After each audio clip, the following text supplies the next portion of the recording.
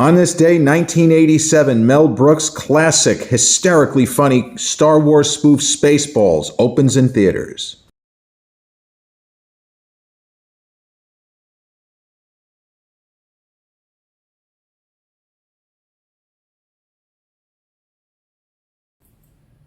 And a hearty welcome to one and all. This is episode 223 of the Confessions of a Not-So-Dangerous Mind podcast. I'd like to thank you all for spending some of your Monday midday with me here in New York.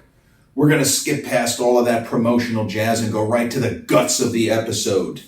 Today is the 37th anniversary, the release of, yet another Gen X standard, Mel Brooks' Spaceballs. A film which is a Star Wars spoof, but they also throw in a little Star Trek, and then there are kind of TV shows of the 80s that get run through, and Doublemint Gum, and there's a very wide variety of targets that Mel Brooks goes for, but it's mostly a Star Wars parody. And the movie was not that big of a hit at the box office. You'd think that it would have been a bigger hit than it was, but proportionally speaking, Mel Brooks's History of the World Part 1, for example, was much more successful financially. Spaceballs is a movie that didn't get great reviews from critics back in the day, which, again, surprising because Brooks was always very popular with critics. And you look at films such as Blazing Saddles or Young Frankenstein. I guess Young Frankenstein is a better movie, technically, artistically a better movie than Spaceballs, but I didn't laugh at Young Frankenstein. It was a pretty faithful adaptation of Mary Shelley's original story. I didn't find it particularly entertaining. The stuff with Peter Boyle, I chuckled a few times. Gene Hackman as the blind man, okay, a couple of laughs. Blazing Saddles, I didn't find funny. I only made it a half hour into the movie and I'm like, this isn't any good. This is not Spaceballs. But my first time seeing Spaceballs when it premiered on HBO in what I guess was 1988. I loved it right off the bat. Instantly quotable. So many memorable scenes, quotable lines. Inventive use of fourth wall breaks. Inventive use of, are we watching a movie within a movie? Mel Brooks was similar to Woody Allen, somebody who was willing to stretch, take risks, and play around with the form, as they say. In this case, movies and convention, and what are you allowed to do and not allowed to do in your typical Hollywood film. And Mel Brooks had worked long enough, had been successful enough, that if there were things that he said, you know what, I don't really give a shit about this particular fourth wall break. I don't care if it seems that the actors are in on the joke. We're just trying to make people laugh. We're not curing cancer. We're not doing serious work. This is not going to be an Oscar contender. We just want to make people laugh. And I recently read that Josh Gad is slated as of present, because you never know how these things are going to end up turning out, but they're now in active talks for Spaceballs 2. Now, I don't know if the title will be what Mel Brooks as the character of Yogurt. He plays two characters in the movie Spaceballs. He plays President Scrooge, and he plays Yogurt. That's basically the Yoda character. But Yogurt says that there will be a sequel in the original Spaceballs. He suggested it'll be called Spaceballs 2, The Search for More Money. Or as he says it in his Yiddish accent, The Search for More Money. It's possible to enjoy a spoof or a parody without having seen the film it's aping, or in the case of Spaceballs aping Star Wars, the films it's aping, but it certainly helps if you get that this character represents that character represents this. And the jokes are usually aimed at fans of that series. In the print media, Mad Magazine and Crack Magazine, for example, would craft these parodies of popular movies, popular TV shows. Sometimes they were loving parodies, but other times they're pretty vicious and were implying that, you all are stupid if you think this is any good. My perception of Mel Brooks is that he loved Star Wars and loved George Lucas. And if memory serves, George Lucas was a huge fan of the movie Spaceballs. He thought that Mel and the cast and crew did a great job. He saw it as a loving tribute. They weren't taking shots at his creative process. They were simply having fun with the conventions. And so if you go down the line, Spaceballs is a similar story to Star Wars. Star Wars Episode 4, that is. A New Hope, the 1977 so-called original, even though it's Episode 4 out of 9. And you say, well, how can it be the original? Ask George Lucas. He's got the answers to that. But the plot of Spaceballs revolves around a Han Solo character played really well by Bill Pullman, who was on the rise at the time. And he has his Chewbacca character played, again, marvelously by the magnificent John Candy, Barf. Half man, half dog. He's a Mog. So he's also much more humanoid than Peter Mayhew as Chewbacca, who was basically in a costume 100% of the time. But Lone Star and Barf, they have their Winnebago, which is supposed to be the Millennium Falcon, and they're in debt, as we're led to believe that Han Solo is in debt. See, these kinds of things weren't necessarily clicking immediately when I first saw Spaceballs, even though I had seen the OG Star Wars trilogy, episodes 4, 5, and 6. I wasn't pondering it in terms of plot beat for plot beat. But in Spaceballs, Lone Star, the Han Solo character, he's the central focus. So from a certain point of view, they take Han Solo and Luke and kind of combine him to make Lone Star. But he's the central focus. He's the primary engine and the mover in the story. We meet him very early. Unlike Star Wars Episode 4, it's clearly filtered through Luke Skywalker's perception. So he's tasked, because Lone Star is in debt, he's tasked with finding a missing princess. Princess Leia, Princess Vespa in Spaceballs.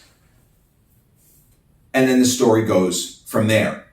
And you meet other characters. Princess Vespa, who seems to have the same hair, that crazy hairnet bonnet, I don't even know what the fuck it was, looked like headphones in Star Wars Episode 4. It turns out they really are headphones.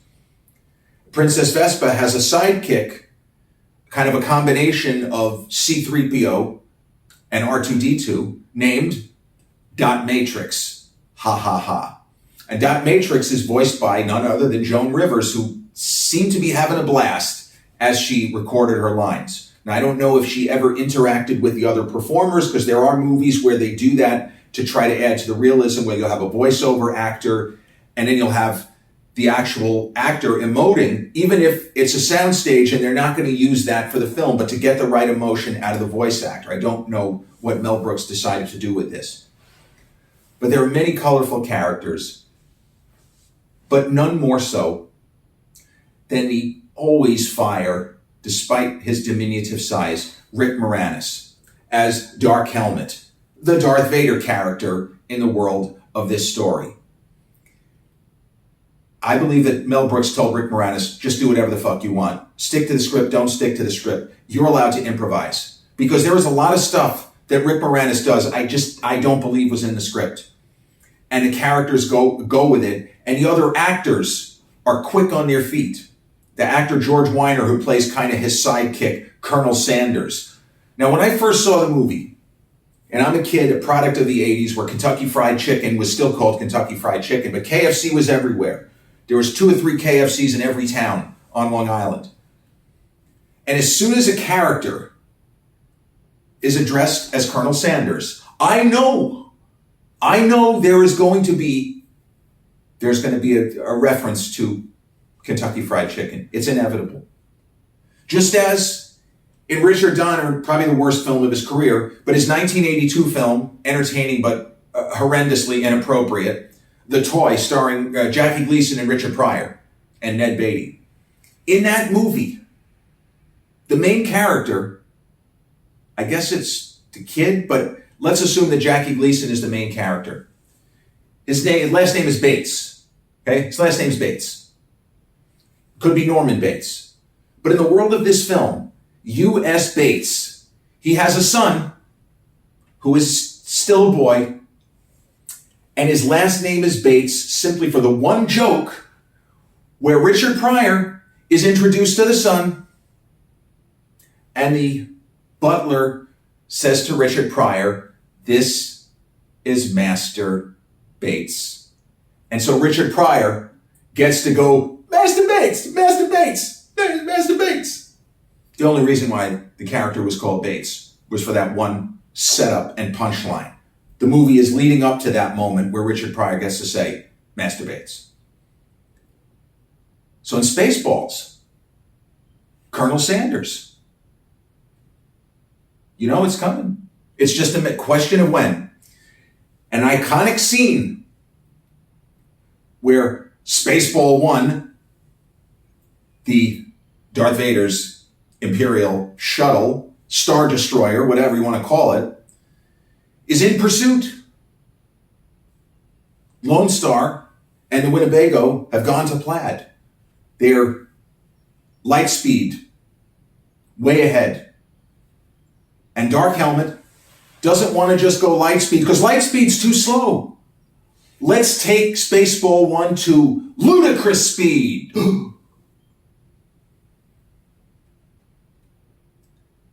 George Weiner, as Colonel Sandurz, says, "I don't know that the ship can handle that, sir.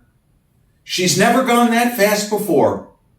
And then Rick Moranis states the obvious. "What's the matter, Colonel Sandurz? Chicken?" It's so on the nose, so obvious, and so dumb, it's still hilarious. That's why the character is called Colonel Sandurz, for that one Kentucky Fried Chicken reference. 11 herbs and spices. Took them 10 years to develop that secret proprietary blend that almost no one on the planet has of 11 herbs and spices. As has been pointed out before, he averaged a little over an herb a year. Not bad. Way to go, Harlan Sanders, all-timer. There are numerous beats of plot in Spaceballs that mirror Star Wars Episode 4. Not so much the other films, more so 1977. But Dark Helmet, with all of his scheming, he's presented as a clown. He's a clown. But on the other hand, Lone Star is also a bit of a buffoon. So when the two guys finally meet for the first time, for the last time, this is not Darth Vader squaring off against his son.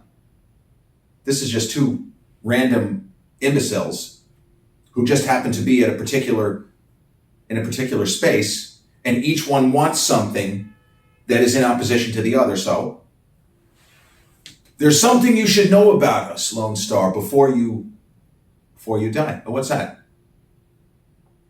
I am your father's brother's nephew's cousin's former roommate. Well, what's that make us? Absolutely nothing. A great, iconic line reading from Rick Moranis, and one of the many memorable exchanges in this film that go back to schools in the late 1980s. There were certain movies we would just be repeating lines. Remember Lethal Weapon 2, everybody was doing lines back and forth. Whatever you want, Leo gets. They fuck you at the drive-thru. They fuck you at the drive-thru. I am your father's brother's nephew's cousin's former roommate is in that ballpark. Funny. She doesn't look Jewish. What's his name?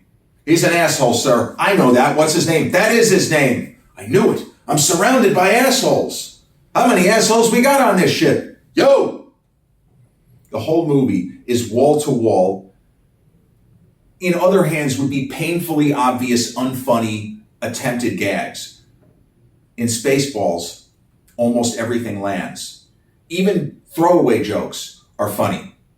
Dr. Schlotkin, Go back to the golf course and work on your putts. Oh, I get it.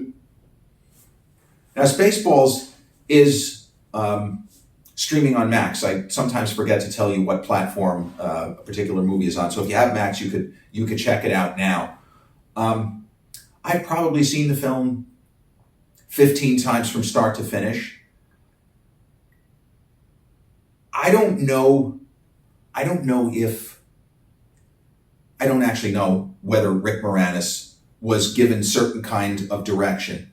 But as hardcore as he sometimes seems, it's difficult to take him seriously because he's small, he's tiny, he's this little nebbishy guy. And that's why they cast him, presumably. I think it was Rick's first film after having made Little Shop of Horrors with Frank Oz. Speaking of Muppets, speaking of Yoda.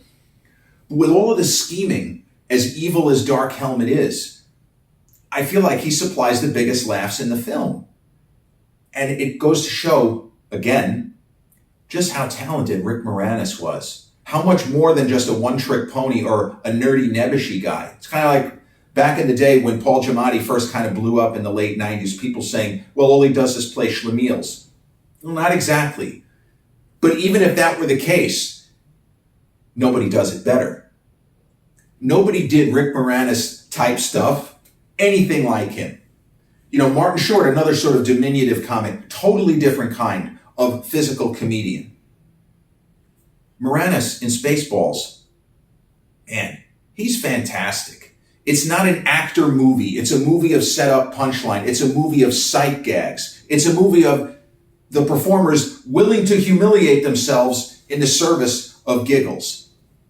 John Candy kind of escapes with dignity intact. He doesn't really get that much in the way of humiliation. But I mentioned how there are other targets in this movie. It's not just Star Wars and the occasional Star Trek. You know, instead of Scotty, they have a guy named Snotty, and he's going to beam me aboard or whatever it is, beam me to another room.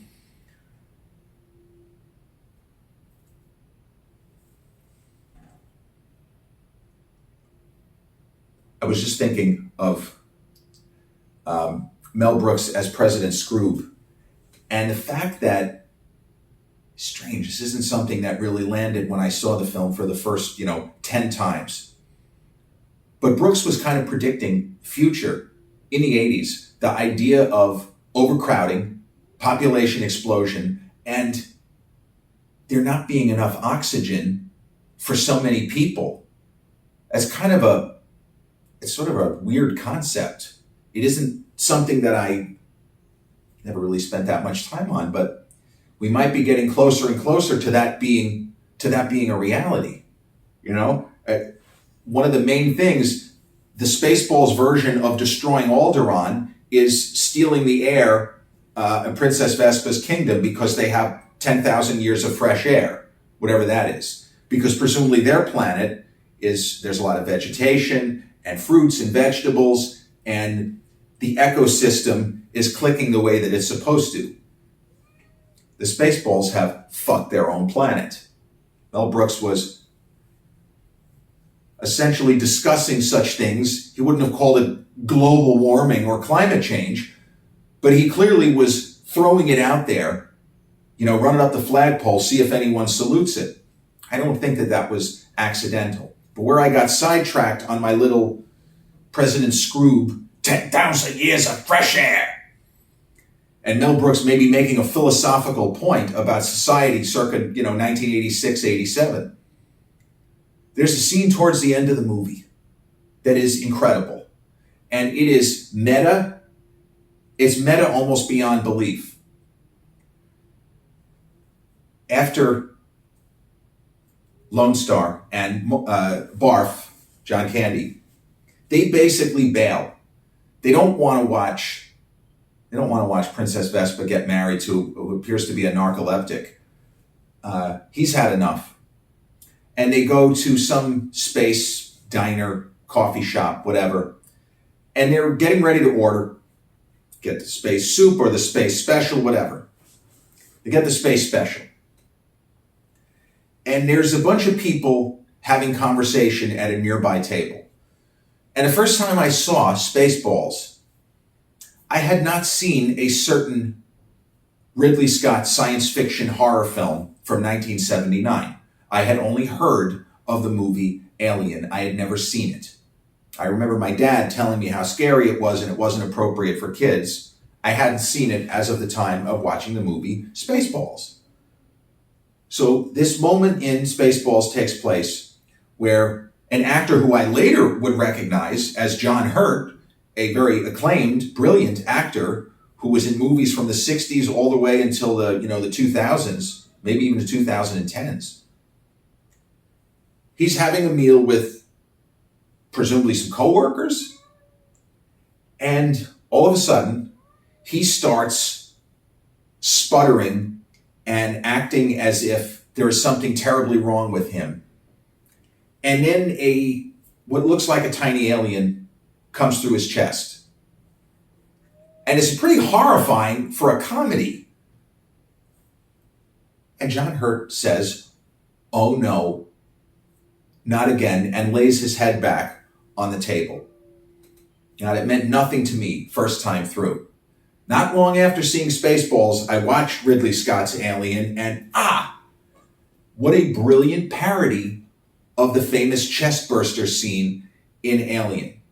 And it's the thing with satire and parody. You can have a narrow focus in certain areas, but that doesn't mean that 100% of the film has to be in certain areas. You look at what the Zucker brothers and Jim Abrams did with Airplane, for example. They were focused on the kind of air disaster film, 0 Hour, movies like that. But they still hit a lot of other targets. Naked Gun, same thing. Spoofing the police procedural. But they also get into kind of spy skullduggery, presidential politics, and doppelgangers, as in Naked Gun 2.5. You don't just have to do one thing. And Mel Brooks was the kind of guy, anything for a laugh. People called his films vulgar. He always said, "My films rise below vulgarity." And my assumption is that there were people that didn't want that scene inspired by the movie Alien in this film. Because for about a minute and a half, it's pretty out of place in what, other than that, is a rollicking comedy with these absurd villains and heroes who are a little bit bland, a little bit vanilla, but we still root for them.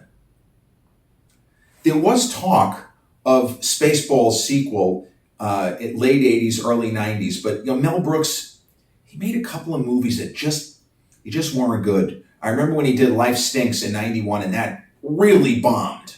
Unfortunately, that particular summer was a time when two major figures in the comic realm, meaning comedy realm, tanked. And Mel Brooks, the failure of Life Stinks, not good. Now, he came back with Robin Hood Men in Tights, and he continued to work, but Life Stinks, bombing as hard as it did, it was bad. Bad movie and bombed bigly. But on the other hand, you had Richard Pryor and Gene Wilder, sadly, one final time in the movie Another You. And to watch the great old comic, Richard Pryor, many consider to be the finest stand-up comedian who ever lived. I mean, he and George Carlin, you can flip a coin. They were both so brilliant and so ingeniously fast on their feet, with the ability to react in real time to an audience, not necessarily unruly, although sometimes Pryor would get heckled more so than Carlin, but that they were able to interact in a way that felt natural, even if they hadn't planned to. But there was talk, are they going to do a sequel? And I guess by the time after Robin Hood Men in Tights, that would have been, as, in my opinion, as late as they reasonably could have even attempted a sequel. And Mel Brooks did Dracula Dead and Loving It instead, which it's okay. I love Leslie Nielsen in those kinds of roles. It's good to be dead. The movie was very well mounted. It was an impressive production. It's not funny. It's not funny. If you're going to make a parody or a spoof of Dracula and you're going to cast the master of satire, deadpan, in Leslie Nielsen, you got to make it funny. I don't think I laughed one time. It's not a bad movie. It just isn't a comedy. It's almost a straightforward retelling of the Dracula story with a couple of witty asides from Steven Weber and the fact that Leslie Nielsen is in it. But it's a Dracula story. So they were never able to make the sequel. that Mel Brooks as yogurt teases. Will they do it now?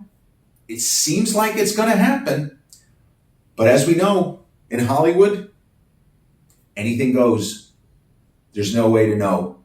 And if they announce a summer 2025 release or a winter 2025 release for Spaceballs 2, The Search for More Money, okay. But I'll believe it when I see it.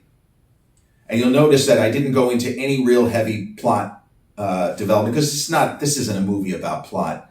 Me saying that the basic idea mirrors Star Wars Episode 4, it's good enough. The one thing that is significantly different is that the character of Lone Star, Princess Vespa's not his sister. They are love interests, and as I had mentioned, the scene with John Hurt, he left, he didn't want to watch this woman that he had significant feelings for in Princess Vespa. He didn't want to watch her get married. Can't blame him. But, yeah. It is certainly one of the 10 funniest major studio comedies of the 1980s, if you ask me. And you could throw films like Ghostbusters, Back to the Future, Stripes, if you want to put Splash in there. I don't really think Splash is necessarily that funny, but there are plenty of people that thought it was a scream. You can throw them in there, no problem. But Spaceballs is special. And it is a rare movie with a lousy Rotten Tomatoes score. Maybe it's 50%. I think it's a great film. I feel like a lot of critics just completely missed the boat back then. Maybe because the Star Wars spoofery wasn't tight enough for them. Whatever. Everyone in the cast is A-level. They're all great, from Bill Pullman on down. And it makes you laugh. And it pokes fun at everything, as I say, from Alien, as far as sci-fi, to Planet of the Apes. The ending is an absolute scream. Spaceballs, released on this day, 1987, directed by Mel Brooks and starring Bill Pullman, John Candy, Daphne Zuniga, Rick Moranis, Dick Van Patten, Mel Brooks, George Weiner, and a whole host of really talented supporting performers. This has been episode 223 of the Confessions of a Not So Dangerous Mind podcast. I'd like to thank you all for spending some of your Monday, now early afternoon, with me here in New York. If you checked out this episode on the YouTube channel, haven't done so already, please click like, subscribe, comment, share, turn on those notifications. Or if you catch this episode on the audio platforms such as Spotify or iTunes, same general rule applies. Click like, subscribe, share, and turn on those notifications. I'll be back with episode 224 real soon. Until then, may the Schwartz be with you. Peace.